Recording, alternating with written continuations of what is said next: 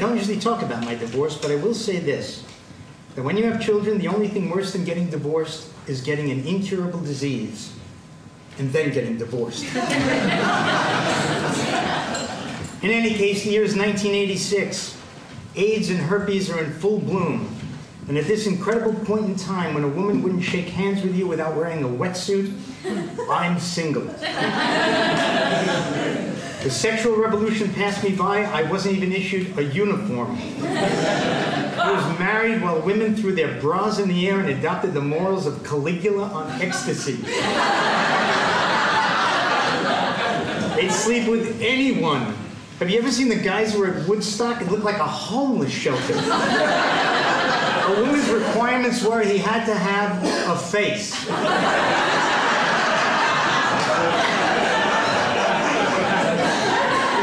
Well, it took me 18 years, and I have come to the conclusion that I know what women want.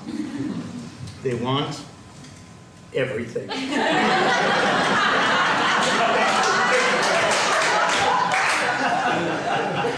They want a career. They want a boyfriend. They want a husband. They want beauty, just a hint of ugliness.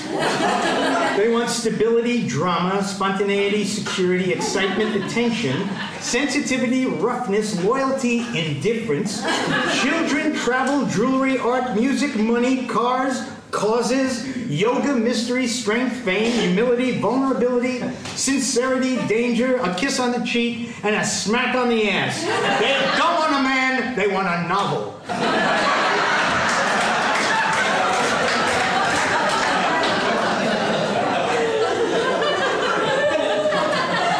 I drifted from one relationship to another, some lasting 2 years, some lasting 2 hours. I broke up with women, and women broke up with me. The most significant maniac I was obsessed with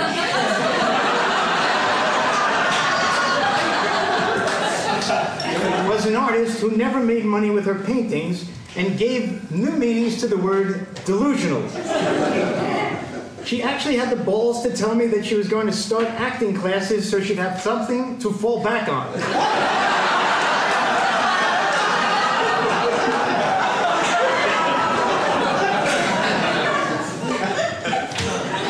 This was a woman, by the way, who could have changed history with her acting. Because if she were acting in Ford's Theater, John Wilkes Booth would have shot her instead of She was into astrology, tarot cards, and past lives.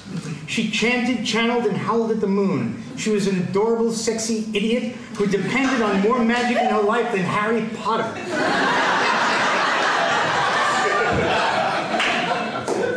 I drove to see her one day, hoping to get what she gave the least, which was sex. Her apartment was boiling. She was sitting on a couch, her blonde hair hanging like wet strings on her face, from the sweat derived from sitting on a couch in a boiling apartment. Jeez, it's boiling in here, I said. She was baking a potato and had to use the oven. Well, the oven, being 100 years old, baked the whole apartment while it baked the potato. I would have said eat something else, but in addition to her intestinal problems, she was also a vegetarian.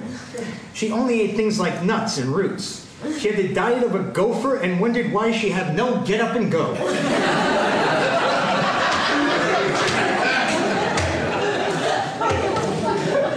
But for whatever reason, sex with her was transcendent. Whatever the cost, getting into that place where she'd say, "Fuck me," was worth it. "You need a microwave," I stated. "Let's go."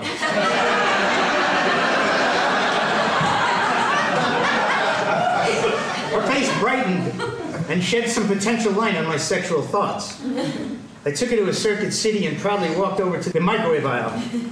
I felt a sigh of relief as I saw there was a microwave there for only 87 bucks. I looked for my girlfriend and she was down at the other end of the aisle, the $500 end of the aisle. I was in the worst possible relationship scenario. I'm either a cheap bastard because I got her a piece of shit, you'll never get a blowjob from me microwave, or I'm a pathetic moron who gives up the $500 just to get her in bed. 10 minutes later, we're in her apartment with the best microwave ever to bake a potato.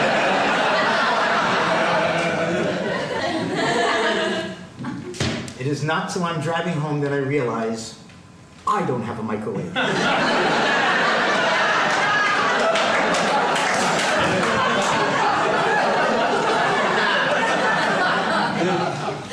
When you're single, you have single friends.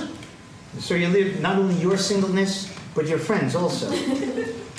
I have seen women play with men with the cruelty of a cat playing with a one-legged grasshopper. I found that if you let a woman nibble on your toes, eventually she will eat your feet.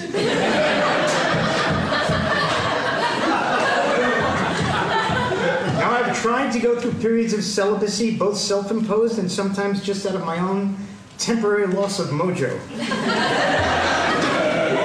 Now, if you ever lost your mojo, you know what I mean. Nothing works, and eventually even you lose your desire to be with yourself. Since being single, I really don't know if I have been in love, but I certainly have been in lust. I've been in ridiculous, in stupid, in desperate, and certainly in inappropriate. It is like an incurable disease that preys on the most damaged part of my being.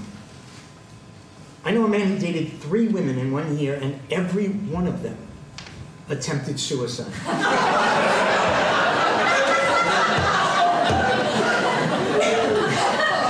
Did he cause them to try to kill themselves? Or was he attracted to that little light in their eye that screamed out, "Hi, I'm nuts, but you're gonna love fucking me"? Now, during one of my down periods, I took up hobbies to try to keep myself busy in between raising my children and working. Another friend of mine was a hunter. He tried to get me to go dove hunting in Arizona. Now, I'm not a big hunter, I didn't understand it, but he almost got misty-eyed as he told me how he would shoot a dove with a 12-gauge shotgun, how he held the dying bird in his hand, and he said, there I was, holding this dove, which trembled and then went still in my hand. The blood, the smell of the gunpowder, the cold rain, and the life leaving the feathered body, I'm telling you, he sighed, it just doesn't get any better than that.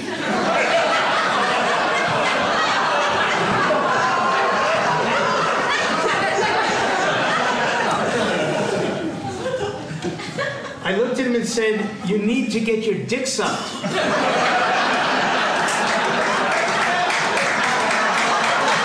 Because I'm telling you, it gets a lot.